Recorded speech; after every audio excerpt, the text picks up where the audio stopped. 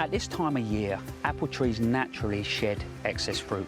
You can help this process by reducing each cluster of developing fruit down to 2 or 3 apples.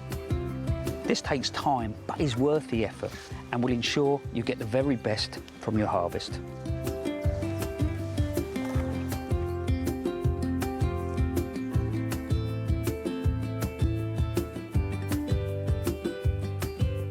If you have a repeat flowering rows, it's a good idea to deadhead them as the flowers go over.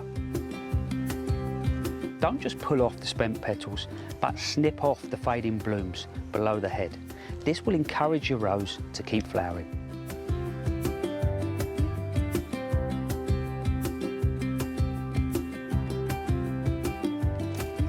As soft fruit ripens, it's important to protect it from the birds. Take some netting and drape it over the plants, fixing it firmly in place all the way around. Make sure it's taut so birds can't accidentally get tangled in it. Leave it in place until your fruit is ripe and ready to harvest.